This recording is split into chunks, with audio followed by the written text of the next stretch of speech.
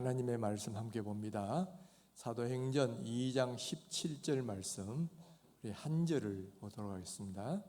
하나님이 말씀하시기를 말세에 내가 내 영을 모든 육체에 부어주리니 너희의 자녀들은 예언할 것이요 너희의 젊은이들은 환상을 보고 너희의 늙은이들은 꿈을 꾸리라. 아멘.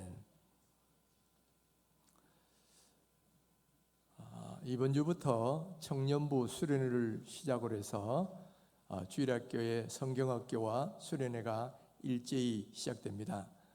지난 2년간은 코로나 때문에 전혀 하지 못하다가 3년 만에 드디어 이 행사가 본격적으로 시작되는데 여러분 정말 기도 많이 해주시기를 간절히 부탁드립니다. 지금 이 세대들은 10년 혹은 20년 뒤에 우리 교회를 이끌고 갈 그런 세대들이에요. 아마 10년, 20년 뒤쯤이면 여기 있는 많은 분들 가운데는 아마 하늘나라에 가 계실 분도 계실 것이고, 그때는 이 세대가 이 자리에 앉아서 우리 교회를 이끌고 나가야 하는 그런 세대가 됩니다. 그러니까 이 세대를 위해서 특별히 기도를 많이 해주셔야 되는데, 지금 기도가 더 많이 필요한 이유가 뭐냐면은 지금 주일학교나 청년 세대가 위기에 처해 있기 때문에 그렇습니다.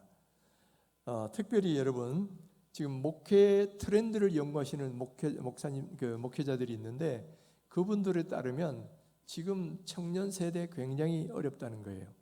청년들이 교회를 떠나고 있다라는 겁니다.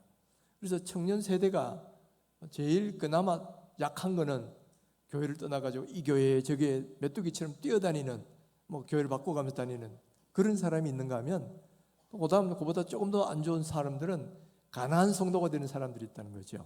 가난한 성도가 뭔지 아세요? 거꾸로 하면 안 나가. 나는 신앙은 버리지는 않지만은 그러나 교회는 나가기 싫다. 그러면서 교회를 안 나간다는 거예요. 그러나 여러분 교회를 장기적으로 안 나가 보십시오. 그들의 신앙이 온전히 남아 있겠습니까? 그럴 수가 없어요. 거기다가 더 심한 거는 아예 믿음을 떠나는 사람들도 많이 있다는 거예요. 주일학교 때까지는 그래도 교회를 잘 나왔는데 대학 들어가면서 혹은 군대 갔다 오면서 혹은 직장을 들어가면서부터 교회를 안 나가기 시작할 뿐만 아니라 아예 믿음을 저버리고 불신의 세계로 가버리는 거예요. 왜냐? 세상이 더 좋거든. 세상이 더 좋으니까 제가 안타까운 것은 진짜 중고등부 때까지는 눈물을 흘리면서 금요기도 나왔던 그 중고등학생 때까지 그렇게 했던 나도 이제 대학 직장 생활을 해보니까 세상이 너무 좋다는 거예요. 그냥 안 나와. 바로 이와 같은 사람들이 지금 많아지고 있기 때문에 지금 청년 세대가 위기다라는 겁니다. 그것은 통계적으로도 나와 있어요. 여러분 이 한번 통계를 한번 보십시오. 지금 우리나라가 점점 뭐냐면 종교 인구가 줄고 있다는 겁니다. 저기 보면 위에 파란 부분이 비종교인을 가리키고 밑에 빨간 부분이 종교인인데 해마다 이렇게 변화되는 거 보세요. 지금 2021년인가? 저때 보면 이제 60%가 비종교인, 이제 불교, 천주교 할 것 없이 종교를 다 포함한 숫자가 이제는 40%밖에 안 된다는 거예요. 근데 더 문제는 뭐냐면은 그 옆에 도표를 보시면 알겠지만은 종교 인구의 세대별 분포를 보세요. 세대별 분포를 보면 안 그래도 그 2010 몇 년도인가요? 그때보다 지금이 훨씬 더 밑으로 평균적으로 줄어 있는 데다가 이게 보면 20대로 올수록 확 이렇게 기울어져 있죠. 그러니까 종교인, 비종교인 다 합쳐서 20대는 지금 22%만 종교 인구라는 거예요. 그러니까 그 안에 기독교인이 포함되어 있으니까 기독교 청년 인구는 그보다도 훨씬 더 적다라는 거예요. 그런데 더 문제는 뭐냐면 주일학교입니다. 여러분 주일학교 학생들의 감소 속도가 일반 우리나라 인구가 줄어들고 있다는 건 여러분 다 아실 거예요. 그런데 그 일반 학생들의 감소 속도보다 1.3배가 더 빠르다는 겁니다. 지금 2000년대에 그 주일학생들의 학령 인구, 그 기독교인 포함한 모든 학령 인구가 811만 명이었는데 20년 뒤인 2020년에 보면 547만 명으로 줄었어요. 얼마나 인구 감소가 빠른지 지금 아시겠죠? 근데 문제는 주일학교 감소 속도는 얼마나 더 되느냐? 그거보다 1.3배가 더 빠르다는 거예요. 지금 학령 인구가 줄어든 퍼센테이지는 이 32.6%인데 주일학교가 감소된 숫자는 42.3%가 줄어들었다는 거예요. 그러니까 훨씬 더 학교 나이 또래가 줄어드는 인구보다도 더 많은 아이들이 주일학생들이 감소하고 있다는 사실이죠. 앞으로 10년 뒤는 어떻게 되냐? 2030년까지도 마찬가지예요. 예상컨대 2030년까지 학령 인구는 25.8%가 줄어들 것으로 생각되는데 주일학교 인구는 33.5%가 줄어들 거다. 안 그래도 인구가 줄어드는데 교회 다니는 주일학생은 더 줄어드는 것이다. 그런 말이니까 앞으로 한국교회가 이거 참 미래가 암담하다는 이야기예요. 또 거기다가 더 결정적인 것은 이번에 코로나 사태로 해서 치명타를 입은 세대가 주일학교 세대라는 겁니다. 어른들은 그나마 이렇게 영상으로 보는 인구가 그래도 꽤 많아요. 그런데 주일학생들은 영상으로 참여하는 인구들도 줄어들고 그 다음에 거리두기 해제 이후에 교회에 나오는 숫자도 더 줄었다는 겁니다. 그러니까 어른들은 거리두기 이후에 그래도 한 73% 정도가 다시 이제 나오고 있는데 문제는 주일학생들은 어떠냐? 주일학생들은 거리두기 이후에도 다시 돌아오는 사람들이 43%.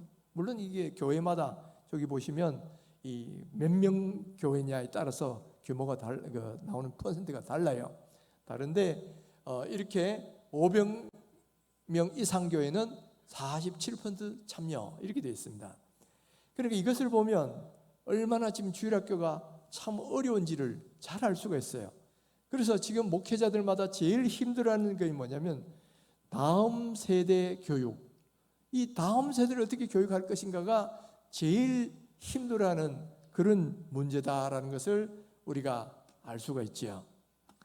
자, 이런 것을 보면 오늘날 우리 주일학교 위기가 얼마나 크다는 걸 알 수 있어요. 그리고 교회가 앞으로 이 성도의 숫자가 감소될 것이라는 것은 이건 피할 수 없는 현실이 되고 있다는 거.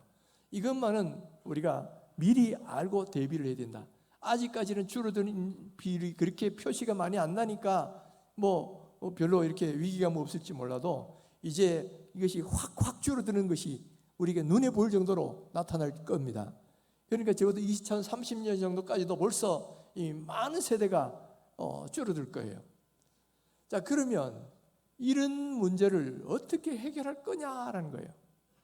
절대의 인구가 줄어드는 거 이건 우리가 어떻게 볼 수가 없습니다. 우리나라 인구 증감률이 0.83명이니까 이거는 아기를 많이 낳는 것 외에는 방법이 없어요. 그런데 우리가 할 수 있는 것은 상대적 감소 숫자를 줄이는 것과 질적인 수준을 높이는 것, 이건 우리가 할 수 있는 거예요. 그래서 지금부터 우리가 교회가 해야 되는 것은 뭐냐? 어떻게 하면 전도를 많이 할 것인가? 또 뿐만 아니라 이들을 어떻게 하면 믿음으로 잘 가르쳐서 교회를 떠나지 않고 믿음으로 잘 성장해서 다음 이 교회를 이끌어가는 영적인 지도자들이 되게 할 것인가? 이게 교회가 신경 쓰고 또 집중적으로 기도해야 될 내용이다라는 거예요. 자, 그러면 어떻게 하면 이런 일을 이룰 수 있느냐라는 문제예요. 우리는 그 해법을 다시 한번 성경에 돌아가서 성경 속에서 찾아보길 바랍니다. 우리가 코로나가 해제된 이후에 우리 교회를 위한 기도를 열심히 해왔습니다.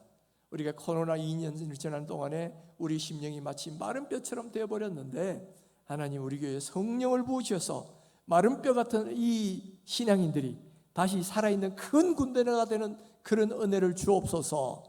또 사해바다처럼 죽은 생명이 죽어버린 그런 교회가 이 성령의 생명의 강수가 들어가서 이런 살아있는 바다, 그러면서 어촌들이 활성화되는 그런 곳이 되도록 해달라고 우리가 기도 운동을 계속 해왔잖아요.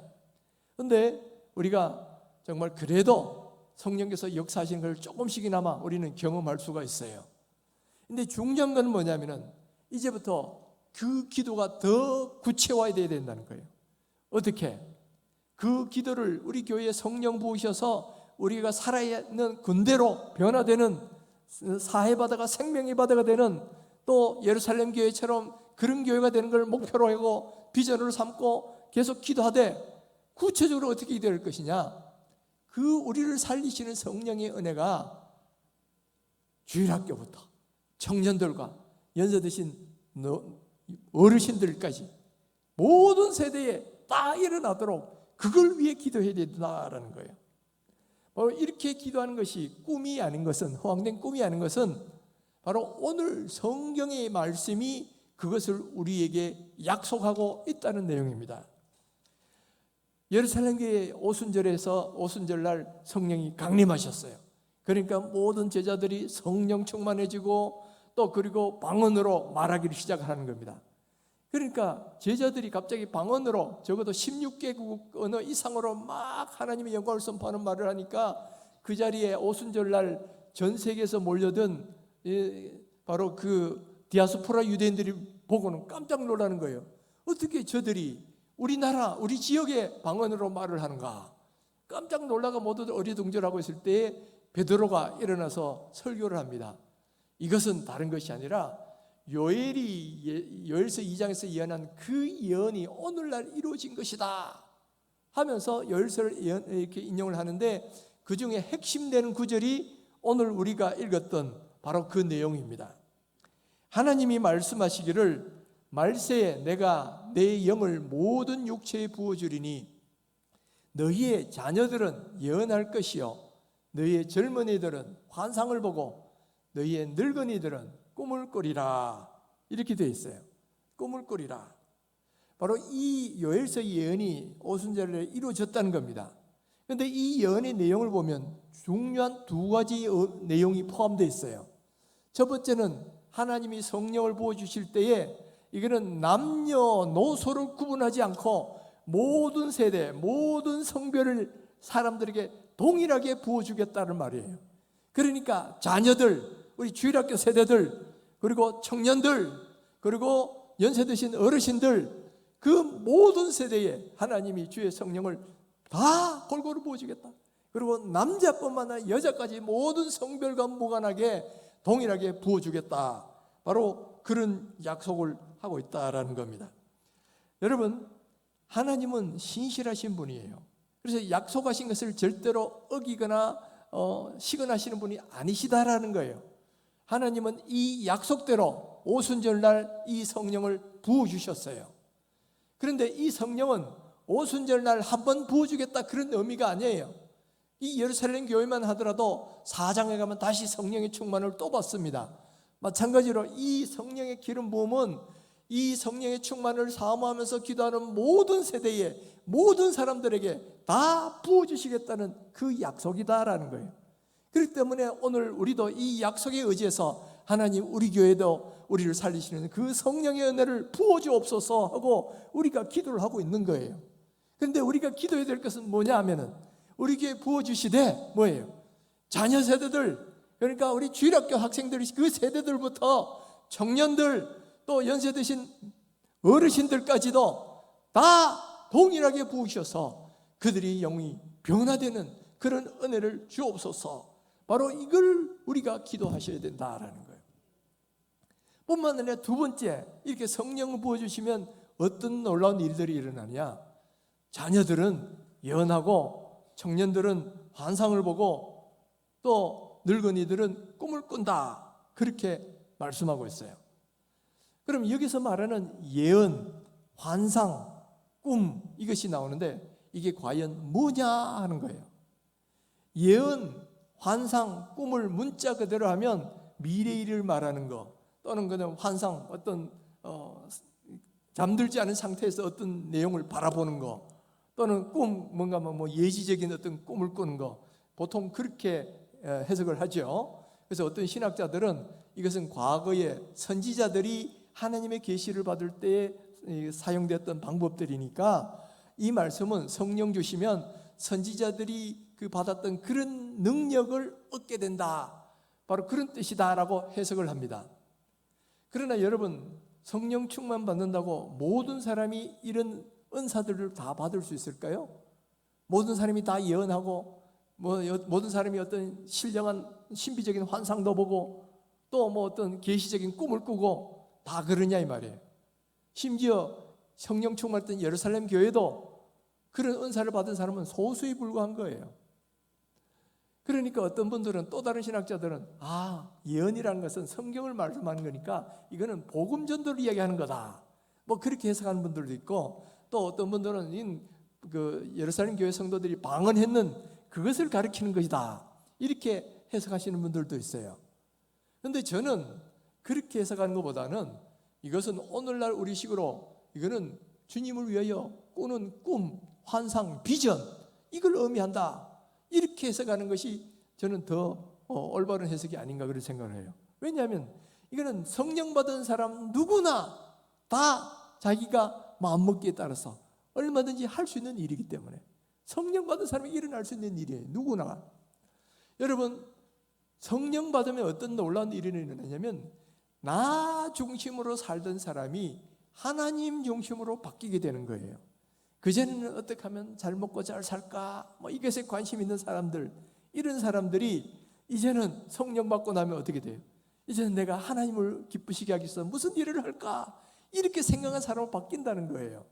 그러니까 성령의 충만을 받으면 가치관, 뭐가 중요하다고 생각하는 가치가 달라지고요, 또 삶의 목표, 나는 이것을 위해 살리라 하는 삶의 목표가 달라진다는 거예요.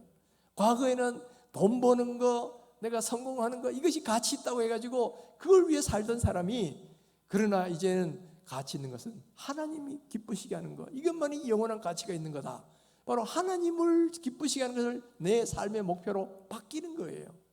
그리고 그전까지는 무엇을 먹을까, 무엇을 입을까, 무엇을 마실까, 늘 이런 문제로 염려하던 사람이 이제는 먼저 그의 나라와 의를 구하며 사는 그런 사람들로 변화가 된다 이 말이에요. 이거는 성령 받은 사람 누구에게나 일어날 수 있는 그런 일들이고, 또 우리 모두가 마땅히 꿈꾸고 노력해야 되는 바로 그러한 일이다라는 거예요.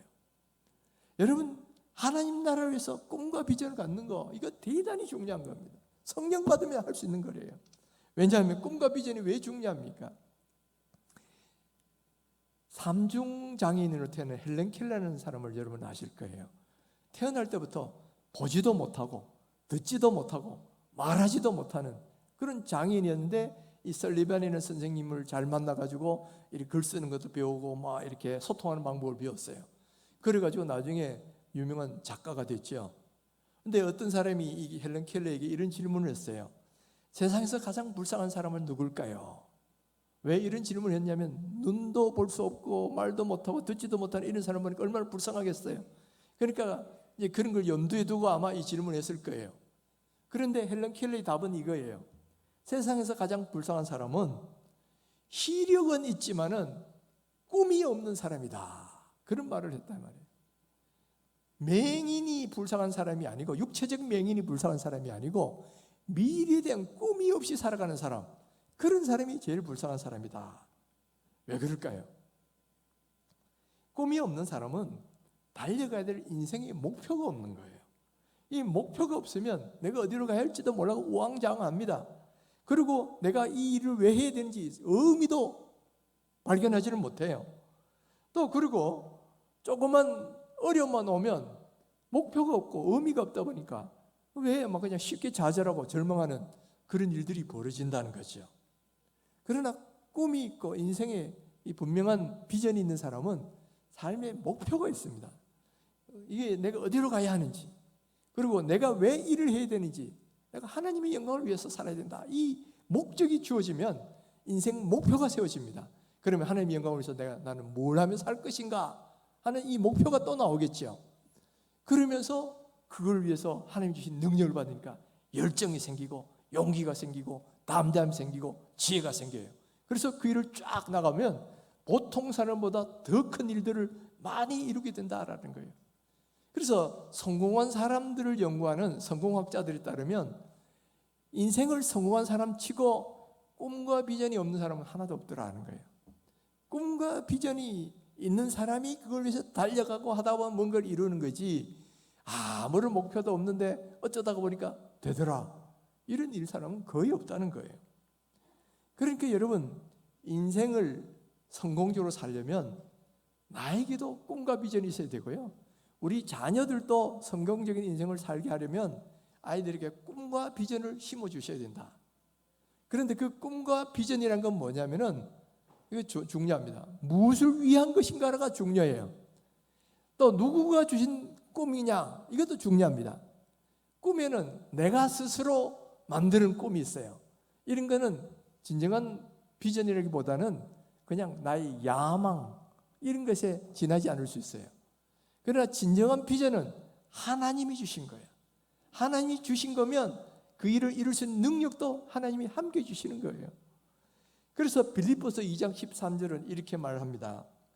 너희 안에 행하신 이는 하나님이시니 자기의 기쁘신 뜻을 위하여 너희에게 소원을 두고 행하게 하신다. 그랬죠? 자, 여기 보면 너희에게 소원을 두고 행하게 하신다. 이게 비전입니다. 비전을 말하는 거예요. 소원을, 내가 이런 걸 위해 살고 싶다, 그런 비전과 꿈을 세우는 거죠. 그런데 그 비전은 뭐에 대한 비전이냐? 하나님의 기쁘신 뜻을 위하여 세운 그 소원, 비전, 이게 진정한 꿈과 비전이라는 거죠. 그런데 이 꿈은 누가 주시느냐? 너희 안에 행하시는 하나님이시다. 하나님이 주신 거라는 거예요. 그래서 하나님이 주시고 하나님의 기쁘신 뜻을 위하여 뭔가 내가 해보겠다고 하는 그것이 바로 진정한 성도들의 비전이 된다라는 거죠. 바로 이런 꿈이 어떻게 생기느냐? 성령에 충만하면 성령께서 우리 마음을 변화시켜서 삶의 목적을 그동안 나를 위해서 살려고 했다가 하나님을 위해서 살려고 하게 되고, 그리고 그 다음부터는 하나님을 기쁘시게 하려면 무엇을 위해 살 것인가 하다 보면 그 목표가 생긴다는 거예요. 그 설정하는 목표가 바로 우리의 꿈이요 비전이다라는 겁니다. 바로 그 목표를 위해 살아가는 그런 사람이 큰 일을 행하고 열정도 생기고 또 담대함도 생긴다라는 거죠. 저는 많은 성도님들이 그냥 꿈과 비전 없이 그저 그렇게 살아가는 것을 볼 때가 있어요. 특별히 우리 주일 학생들이나 청년들도 아무런 꿈도 없이 그냥 살아가는 거 보면 참 안타까워요. 이 요즘 취직이 어렵다 보니까 청년들의 목표가 뭐냐? 좀 월급 많이 주는 직장에 취직하는 거, 이게 삶의 목표거든. 그 다음은 뭐냐? 내 집 마련하는 거. 여러분, 이게 진정한 목표입니까? 그거는 잠시 있다가 없어지는 거예요. 하나님 안에서 주시는 꿈과 비전은 그런 게 아니란 말이에요. 우리는 하나님을 어떻게 하면 기쁘시게 하는가, 이게 하나님이 우리에게 주신 목적이고, 그러면 하나님을 기쁘시게 하기 위해서 나는 뭘 하며 살 것인가, 이게 바로 우리의 꿈과 비전이 되어야 되는데, 자꾸만 무엇을 먹을까, 무엇을 마실까, 무엇을 할까 매몰되어 살다 보니까 어떤 한 조그만 문제도 희희해하고 잘 안 되면 낙심하고, 그런 모습의 사람이 되어버린다는 거예요. 우리는 주변에 있는 이런 것보다 저 멀리 있는 내가 살려고 하는 목표가 뭔가, 목적이 뭔가, 그리고 그 목적을 이루기 위한 방법, 그게 바로 비전이거든요. 바로 그것을 내가 하나님이 나를 어떻게 하나님 위해 살기를 원하시는가, 그거를 발견하고 그것을 위해서 일생을 달려가야 된다는 거예요. 이게 바로 꿈이요 비전인 거예요. 이런 것이 있는 사람들은 어떤 것도 그냥 지나치지 않습니다. 능력이 생기고요, 힘이 생기고요, 의미가 생기고요, 또 그런 사람이 큰 일도 이룬다는 거예요. 이건 연세 드신 분들도 마찬가지예요. 연세 드신 분도 어느 정도 나이면 나는 뭐 이제 스스로 뒷방 늙은인데 그러면서 아무 일도 안 하시려고 그래. 이거만큼 참 안타까운 일도 없다라는 거예요. 여러분, 이런 분들이 기도하셔야 되는 게 뭐냐면 성령의 기름 부음을 위해서 기도하셔야 됩니다. 왜냐? 하나님께서 말세에 내 영을 부어주리니, 그러면 어떤 일이 벌어진다? 먼저 자녀들은 예언할 것이요 그러잖아요. 성령을 부어주시면 자녀들이 예언을 한다 그랬습니다. 이 예언이 뭐겠어요? 미래를 미리 말하는 거, 선지자들이 하는 거, 그게 그러라기보다는 난 하나님 앞에 비전을 세우죠. 나는 이렇게 살 거야.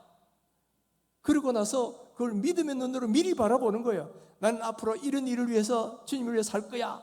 그것을 자기 입으로 선포하는 거죠. 그게 예언이라는 거예요. 나는 앞으로 주님을 위해 이렇게 살 거야 라는 비전을 세우고 난 뒤에 나는 이런 사람이 될 거라고 스스로 입으로 말하고 선포하는 것이, 그게 바로 예언이다 이 말이에요. 저는 우리 어린아이들이 바로 이런 꿈을 갖게 되기를 간절히 바랍니다. 지금 많은 분들이 생각을 뭐 어린애들이 뭐 하냐, 그냥 부모님 가자 그러니까 손잡고 따라다니는 거지, 이런 생각을 하고 계시잖아요. 그렇지가 않습니다. 이 주일학생들도 이미 자기 생각하는 게 다 있고요, 주일학생들도 다 예수 믿고 거듭날 수가 있다라는 거예요. 성경을 보시면 세례 요한은 어머니 뱃속에 있을 때 벌써 성령 충만했다 그랬어요. 그리고 그는 어린 시절에 벌써 집을 떠나서 광야에 나가서 홀로 생활하면서 사역을 준비했다라는 거죠. 또 사무엘 어떻습니까? 젖을 뗄 때부터 성전에 살면서 성전에서 지내다가 하나님의 음성을 듣고 선지자의 삶을 살게 되지요. 또 요셉은 17세에 꿈을 꿉니다. 그리고 30세에 그 꿈대로 총리가 되는 그런 역사가 일어납니다. 또 다윗은 이 요셉과 비슷한 청소년기에 하나님의 왕으로 세우심을 받아요. 그리고 십수년 동안 또 도망다니면서 연단을 받다가 30세에 유다의 왕으로 됩니다. 여러분, 청소년기에 얼마든지 꿈을 세울 수 있고 주일학생 시대에 얼마든지 꿈을 세울 수 있어요. 저는 제가 중학교 2학년 때 하나님의 은혜를 받고 목회자 길을 가기로 소원한 사람이에요. 하나님이 그때도 얼마든지 저를 변화시켰다 이 말이에요. 또 우리 이명호 목사님이 우리 교회 오시기 전에는 저 어린이 사역을 전문적으로 하는 꽃동산교회를 다니셨어요. 거기 주일학교 전도사님으로 파트를 지내셨는데, 우리 이 목사님이 보고 들은 거에 따르면 그 교회에서는 아이들도 거듭나고 성령 받는 일을 한다는 거예요. 특별히 아이들도 수련회 가면 성령을 받고 막 떼굴떼굴 구르면서 자기 죄를 회개하고 또 심지어 방언을 받아가지고 방언으로 막 기도하는 아이들도 나오고, 주일학생들도 그렇게 한다는 거예요. 이거는 다른 먼 나라 이야기가 아니고 우리에게도 일어나고 있는 현실이다 이 말이에요. 그리고 주일학생들은 뭐 하느냐? 절대로 그렇지가 않습니다. 그냥 예배만 나왔다가 그냥 가면 되지, 그게 아니에요. 주일학생들도 예수 믿고 거듭날 수가 있고요, 주일학생들도 성령 받아가지고 방언할 수도 있고요, 주일학생들도 하나님 나라를 위해서 꿈을 꾸고 비전을 세우고 갈 수가 있는 거예요. 여러분, 우리가 교육의 목표와 기도의 목표의 수준이 이렇게 돼야 된다는 겁니다. 우리가 주일학생들을 위하여 기도할 때 많이 그냥 예배만 잘 나오게, 그게 아니에요. 그들도 예수 믿고 거듭나야 되는 거고, 그들도 성령 받아서 하나님 나라를 위해서 꿈을 꾸는, 그래서 나는 이런 사람이 될 거야 하고 예언할 수 있는 그런 사람이 되도록 우리가 그것을 위해 기도하셔야 되고요. 특별히 성경학교와 이 수련회가 결정적인 순간입니다. 그래서 그런 아이들이 되도록 우리가 기도를 많이 해주셔야 된다는 거예요. 기도할 때 바로 자녀들은 예언할 것이요, 바로 하나님 나라를 위해서 꿈을 꾸고 그것을 선포할 수 있는 그런 아이들이 정말 되도록 기도해 주셔야 되는 거예요. 또 이걸 위해서는 여러분, 제일 중요한 사람은 누구냐면 부모들입니다. 부모들이 얼핏 보면 주일학교 교사들이 더 큰 영향을 미치는 것 같지만 그렇지가 않아요. 주일학교 위기의 원인을 분석한 데 따르면 이 자녀들의 신앙의 영향력을 가장 많이 미치는 사람이 누구냐? 부모들입니다. 부모들은 일주일 내내 함께 사는 사람이잖아요. 부모의 가치관과 그들의 영적 교육에 따라서 아이들이 신앙을 갖느냐 안 갖느냐가 거의 결정되는 거예요. 그리고 그 다음이 주일학교 교사들, 또 전도사님들, 이런 분들이 영향이 그 다음 단계로 있는 거예요. 중요하지만 차이가 약간은 있더라는 거죠. 그러니까 여러분, 부모 세대들이 자기 자녀들 신앙교육을 위해서 그렇게 기도하고 또 그런 꿈과 비전을 가르쳐주고 그러셔야 된다는 거예요. 또 주일학교 교사들이나 전도사님들은 더 말할 것도 없죠. 우리 아이들이 예수 믿고 거듭나는 사람이 되도록, 또 이들이 성령 체험하고 그래서 주님 안에서 비전을 갖고 꿈을 꾸는, 그리고 자기 미래에 대해서 예언할 수 있는 그런 사람이 되도록 여러분 간절하게 기도해 주셔야 된다는 거예요. 여러분, 이때까지는 그런 기도 안 하셨다면 이제부터 다음 세대들을 위해 기도할 때, 주일학교 위해서 기도할 때 그런 기도 꼭 해주십시오. 예수 믿고 구원받게 해달라고. 교회 나오는 거 이게 목표가 아니에요. 그건 과정이죠. 예수 믿고 구원받고 성령 충만받고 하나님 나라의 일꾼 될 수 있는 그런 비전의 사람이 되도록 이것을 위해서 기도해 주시라는 거예요. 두 번째, 성령 받으면 청년들은 환상을 본다, 그렇게 말을 하고 있죠. 환상은 영어로 보면 비전입니다. 청년들이 성령 충만해지면 하나님 나라를 위해서 이렇게 살리라 하는 그런 비전을 갖게 된다는 거예요. 이런 비전이 있는 사람들이 큰 일을 감당할 수 있습니다. 미국의 부흥운동을 일으켰던 무디는 18세에, 그 정도로 주일학교를 다녔어요. 그런데 18세에 그에 가르쳤던 교사였던 이 킴벨이라는 선생님의 복음 전도를 듣고 거듭납니다. 거듭남의 체험을 해요.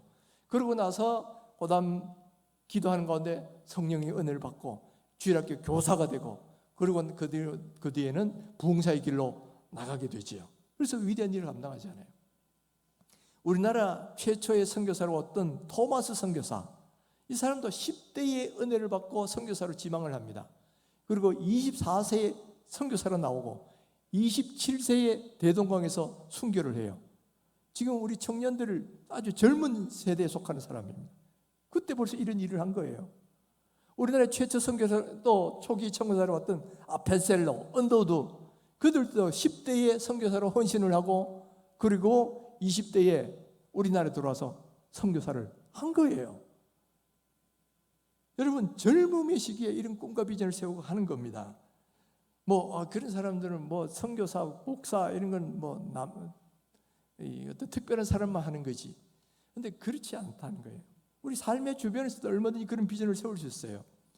언젠가 제가 한번 소개를 시켜드린 우리나라의 데이그룹을 만든 최의승 장로님, 이분은 저 서산의 이 농부의 아들로 태어나서 고등학교 때까지 농고를 다녔어요.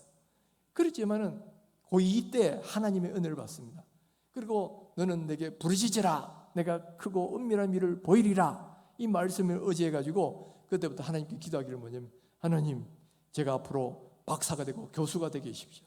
두 번째는 우리나라의 제일 큰 회사의 사장이 되게 하십시오. 그리고 이 두 가지 꿈이 이루어지면 세 번째는 내가 교회 100개를 세우겠습니다. 이렇게 기도하고 꿈을 세운 거예요. 그리고 계속 기도하고 그 꿈대로 나갔더니만 나중에 그 꿈이 그대로 다 이루어졌다라는 거예요. 얼마든지 그런 꿈도 있을 수 있다라는 거예요. 또 이와 같이 큰 꿈이 아니더라도 우리 나름대로 그런 소박하지만 하나님 나라를 위해서 꿈을 세울 수가 있어요. 나 앞으로 내 삶은 이런 삶을 살겠습니다 하는 꿈과 비전을 세울 수가 있다는 거예요. 특별히 우리 청년들은 가능성이 무궁무진한 그런 때라는 거예요.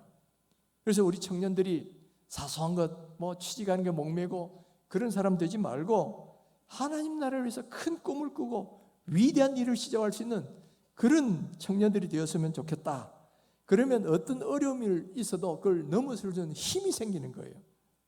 그래서 저는 우리 교회가 다음 세대들은 주일학교 세대들뿐만 아니라 청년들 세대까지 자녀들은 예언하고 청년들은 환상을 보는 그런 세대가 되었으면 좋겠다. 이것이 바로 우리의 기도 제목이 되고 우리의 또 함께 바라보는 그런 꿈이 되었으면 좋겠어요. 교회의 비전이 되었으면 좋겠어요. 여러분, 이제부터 더욱더 많이 이 세대를 위해서 기도해 주시면 좋겠어요. 그러면 그들만 위해서 기도할 거냐? 그렇지가 않다. 세 번째는 뭐예요? 늙은이들은 꿈을 꾸리라 그랬잖아요. 왜 하필은 표현이 좀 늙은이로 번역했을까? 조금 어감이 조금 비하하는 듯한 그런 어감이 조금 들잖아요. 아마 번역하시는 분들도 이렇게 참 어려움이 많으셨을 거예요. 고민을 많이 했을 거라고 믿습니다만은, 그래도 이 원어가 보면 프레스비테로스, 이게 장로교라는 영어 프레스비테리언이라는 말이 여기서 나오죠. 장로 혹은 어른 그런 의미를 담고 있는데, 그냥 어른들은 이렇게 표현하면 조금 더 부드럽지 않았을까 이런 생각도 해봐요. 여러분, 연세 드신 분들은 보면 이 청년들은 미래에 사고 어른들은 과거에 산다 그런 말이 있잖아요. 대부분 연세 드신 분들은 왕년에 나도 이랬는데 이거 왕년을 많이 찾고 그런 분들 계시잖아요. 근데 여러분, 나이가 아무리 많다 해도 과거만 찾고 사시면 안 된다. 여러분, 여전히 미래에 내가 할 일이 있다면 그것을 바라보고 꿈을 꿈을 세우셔야 돼요. 그걸 향해서 사셔야 된다는 겁니다. 여러분, 갈렙은 85세였습니다. 그렇지만 뭐라고 생각했냐? 나는 아직 칼 잡을 힘이 있다. 그러면서 꿈과 비전을 세웠죠. 뭐예요? 아직도 점령하지 못한 헤브론 산지, 저거 나에게 주시면 내가 점령할 수 있습니다. 이 꿈을 세웠어요. 85세에도 그런 꿈을 세웠고 그걸 위해서 노력해가지고 결국은 그 꿈대로 헤브론 산지를 점령했죠. 그래서 이스라엘에 있는 모든 낙심했던 그 사람을 쫓아낼 수 있었다라는 거예요. 또 누가복음 2장에 보면 시몬이라는 노인이 나옵니다. 이 노인 역시 하나님으로부터 받은 꿈과 비전이 있었어요. 너는 주의 그리스도가 나타나는 것을 보게 되리라. 그러니까 그 꿈을 가지고 기다렸다 말이에요. 기도하며 기다렸더니만 드디어 아기 예수님이 탄생하신 것을 보게 되고, 그리고 하나님께 감사 기도를 올리는 내용이 이 누가복음 2장에 나오지요. 또 안나라는 여자 선지자, 일찍이 청산과부가 돼가지고 84년을 과부로 지냈어요. 근데 이 과부로 지낸 이분에게는 꿈이 있었습니다. 나는 일생을 성전에서 기도하며 살리라. 그래가지고 그 인생은 기도하면서 모든 인생을 산 거예요. 그러다 보니까 그 역시도 예수님이 탄생해 오셨을 때 그 예수님을, 메시아 예수님을 만날 수 있는 그런 큰 은혜를 얻잖아요. 여러분, 나이가 아무리 많아도, 남은 인생이 얼마 남지 않았다 해도 여러분, 하나님 안에서 꿈을 꿀 수가 있습니다. 나는 남은 인생이 얼마 될까 한번 쭉 계산해 보시고, 적어도 5년 남았다 그러면 5년 동안 내가 하나님을 위해서 할 수 있는 일이 찾아보면 있을 수 있어요. 적어도 나는 교회를 위해서 기도하는 삶을 살리라. 이건 누구나 할 수 있잖아요. 조금 더 힘이 되시는 분은 그래도 한 명이라도 전도하리라. 얼마든지 할 수 있어요. 그런 꿈을 세우셔요. 그리고 심지어 침상에 누워서 더 이상 기력이 없고 기동할 수 없는 분들도 내가 침상에서 교회를 위하여 기도하는 삶을 살리라. 하나님이 주시는 꿈이 그런 것이라면 얼마든지 인생을 그렇게 살다가 가실 수 있다는 거예요. 실제로 우리 주변에 그런 분도 있어요. 몇 년 동안 침상에 누워서 할 수 있는 게 아무것도 없지만 늘 교회를 위해서 기도하는, 또 가족을 위해서 기도하는 삶을 그렇게 살다가 사실 가신 분도 있어요. 그것이 그분에게는 비전이 되고 꿈이 되는 거예요. 내가 하고자 하는 열망만 있으면 된단 말이에요. 제가 얼마 전에도 우간다에서 만난 80세 된 한인 어려 선교사 소개해드린 적이 있잖아요. 이분은 젊을 때 미국에 건너가가지고 의사가 됐어요. 그리고 이제 한 중반쯤 넘어가면서 내가 인생 후반을 어떻게 살 것인가 기도하다가 나 어려 선교사 나가서 살아라. 하나님 주신 꿈이 있었어요. 그래가지고 50대 후반부터 체력과 건강 준비하고 60대 중반에 신학교 들어가가지고 70살에 목사 안수를 받았어요. 목사 은퇴할 때인데 그때 목사 안수를 받았어요. 74살에 선교지 나와서 80살에 내가 만났을 때 열심히 선교하고 있는 것을 보았어요. 지금은 한 4년 전인가 지금 84세가 되셨을 거라고. 지금도 계속 하고 계신지 모르겠지만은 제가 이분을 만나서 큰 도전을 받았어요. 인생의 이모작을 저렇게 멋있게 살 수도 있겠구나. 나이가 얼마가 되든 관계없이 하나님 위해서 저렇게 살 수 있겠구나. 그러면 나는 은퇴하고 어떻게 살까? 지금도 그게 저희 기도 제목이에요. 나도 은퇴하면서 그냥 이제는 뭐 뒷방 늘린처럼 소일이나 하고 살고, 이거는 좀 억울하잖아요. 여러분, 우리가 60대 중반에 은퇴한다고 치더라도 보통 직장에서 은퇴하는 게 더 빠른 분은 뭐 50대 후반도 은퇴합니다만 60대 중반에 은퇴한다 치더라도 평균 수명이 80살이 넘거든요. 최소한 15년 내지 20년의 삶은 우리에게 주어져 있어요. 바로 그런 15년, 20년 삶을 그냥 목표도 없이 그냥 어영부영하고 끝난다. 얼마나 아까운 인생입니까? 하늘나라 가서 상 받을 걸 준비하셔야죠. 보람된 삶이 되셔야죠. 그러려면 하나님 주신 꿈과 비전을 발견해야 됩니다. 바로 성령을 주시면 너희 늙은이들은 꿈을 꾸리라. 이게 약속하고 계시잖아요. 그러니까 여러분, 우리에게는 바로 이런 아무리 나이가 많아도 꿈과 비전을 가지셔야 된다. 더구나 제가 여러분 30살씩 다 깎아드렸죠. 제가 몇 년 전에 벌써 30살씩 다 깎아드렸어요.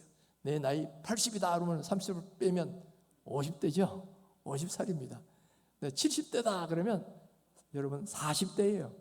그걸 여러분의 나이라고 생각하시고 나는 아직도 젊다.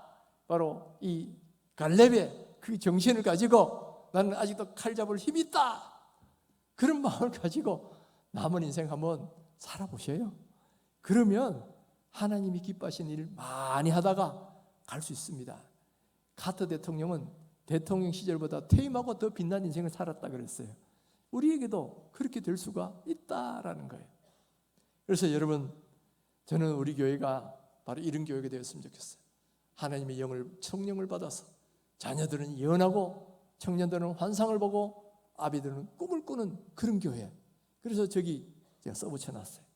자녀들은 예언할 것이요, 청년들은 환상을 보고 아비들은 꿈을 꾸리, 늙은이들은 꿈을 꾸리라. 성경 번역 그대로 그렇게 써붙였어요. 여러분, 우리 교회가 이런 교회 되기 원치 않습니까? 우리가 아무리 나이가 많아도 우리의 마음은 다들 젊은 그런 세대들, 그런 교회예요. 그래서 주님 보실 때까지 꿈을 꾸고 환상을 보고 예언을 하는 그런 것 교회가 되셔서 정말 앞으로 정말 능력 있게 살다가 주님 부르신 날 기쁨으로 하나님 나라 가실 수 있다면 참 복된 인생이고 그런 교회가 복된 교회인 줄 믿습니다. 여러분, 바로 우리 자신이 그런 사람 되도록 기도하시고, 두 번째는 우리 이제 청년부 수련회가 이번 주 목요일부터 시작됩니다. 여러분, 특별히 제일 잘 쉽게 하실 수 있는 주님의 일은 뭐냐면 중보기도 사역입니다. 이거는 건강이 악화돼도 할 수 있는 거예요. 그렇기 때문에 여러분 기도해 주시되, 특별히 수련회까지 따라가서 난 기도하겠다, 이런 하나님이 감동 주시면 따라가서 그때 같이 한번 기도해 주시면 좋겠고요. 따라가지는 못해도 그 시간대에 내가 있는 곳에서 교회에 나와서 기도하겠다, 그것도 참 중요합니다. 그래서 그 집회하는 동안에 주셔서 하나님 성령 부으셔서 우리 청년들이 한번 뒤집어 왔으면 좋겠다는 거예요. 그냥 삶의 목표도 없이 그냥 취직만 걱정만 하고 힘들고 어려운 거 위로만 받으려고 그러고 그런 사람이 아니라 궁극적으로는 내 한계를 넘어서 하나님 나라를 위해서 어떻게 쓸 것인가 꿈을 발견하고 성령 받아서 좀 비전을 사는 그런 사람이, 그런 청년들이 되었으면 좋겠다는 거예요. 이걸 위해서 여러분 이번 주간에 특별히 목요일부터 토요일까지 기도 많이 해주시면 좋겠어요. 그리고 다른 주일학교 수련회와 성경학교 있을 때도 역시 그 시에 같은 마음으로 한번 기도해 주시자는 거예요. 그랬을 때 정말 오늘 성경이 약속하신 그대로 하나님의 성령이 우리 가운데 부음받아서 자녀들은 예언을 하고 청년들은 환상을 보고 우리 연세 드신 분들은 꿈을 꾸는 그런 교회가 될 수 있기를 주님의 이름으로 축원합니다.